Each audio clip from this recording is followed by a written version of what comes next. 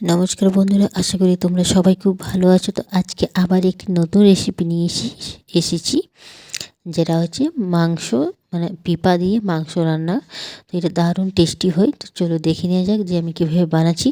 তো প্রথমে আমি একটা বড় সাইজের পিপা নিয়েছিলাম, যেটাকে অর্ধেকটা রেখে দিয়েছি, আর অর্ধেকটা কেটে আমি এখানে রেডি করে নেবো। আর এখানে কেটে নেওয়ার পর ওটাকে আমি সিদ্ধ করে নেব, যেটা আমি আর দেখাচ্ছি না। এখানে মাংসগুলোকে আমি ভালোভাবে ধুয়ে একটা জায়গাতে রেখে নেব। তারপর আমি যে কড়াইতে পিপা সিদ্ধ করেছিলাম, ওটা দিয়ে আমি এখানে অল্প পরিমাণে তেল, জিরা ফোড়ন, আর এখানে তারপর যে ফোড়নটা হয়ে যাওয়ার পরে এখানে মাংসটাকে দিয়ে ভালোভাবে, মানে একটু লাল লাল মতন ভাজবো, অত বেশি নয়, একটু লাল লাল মতন ভেজে একটা জায়গা এখানে উঠিয়ে রেখে নেব। তারপর আমি ওই কড়াইতে, মানে ওই তেলটাতেই আমি পেঁয়াজ বাটাটা দিয়ে একটু লাল লাল মতন ভেজে নেওয়ার পর এখানে আমি দিয়ে দেবো হলুদের গুঁড়ো, জিরে গুঁড়ো, ধনা গুঁড়ো, আর এখানে দিয়ে দেবো অল্প পরিমাণে লঙ্কা গুঁড়ো। দিয়ে ওটাকে একটু জল দিয়ে কষে নেওয়ার পর এখানে আমি কেটে রাখা একটা টমেটোটা দিয়ে দেওয়ার পর এখানে দিয়ে দেবো আদা রসুন বাটা 1 চামচের মতন। তারপরে এখানে আমি দিয়ে দেবো অল্প পরিমাণে চিকেন মশলা আর অল্প পরিমাণের গরম মশলা দিয়ে ওটাকে ভালোভাবে ওটার সাথে মিক্স করে নেব।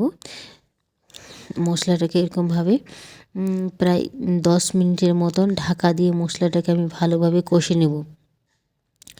মশলাটা ভালোভাবে কষা হওয়ার পরে ওখানে দিয়ে দেবো ভাজা, মানে যেটাকে ভেজে রেখেছিলাম সেই মাংসটা, আর ওখানে দিয়ে দেবো যে পিপাটা আমি সিদ্ধ করে রেখেছিলাম সেই পিপাটা।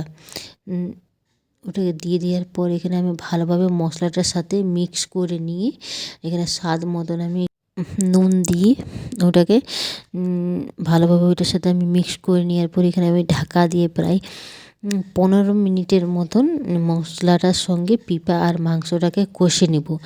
কারণ ওটা ঢাকা দিয়ে কষলে ওটা খেতে দারুণ খুব টেস্টি হয়।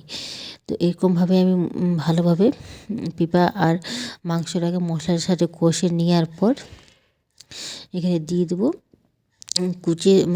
কুচি করে ধনে পাতাটাকে দিয়ে এখানে একটু নাড়াচাড়া করে নেব।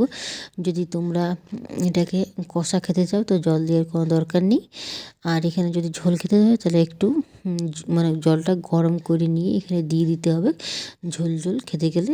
তো বাস, রেডি হয়ে গেল আজকের এই রেসিপিটা। তো তোমাদের যদি ভালো লেগে থাকে তো অবশ্যই লাইক, কমেন্ট, সাবস্ক্রাইব করে দেবে।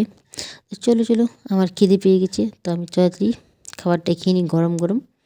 তো আজকের মতন টাটা, বাই বাই, দেখা হবে একটি নেক্সট ভিডিওর সাথে।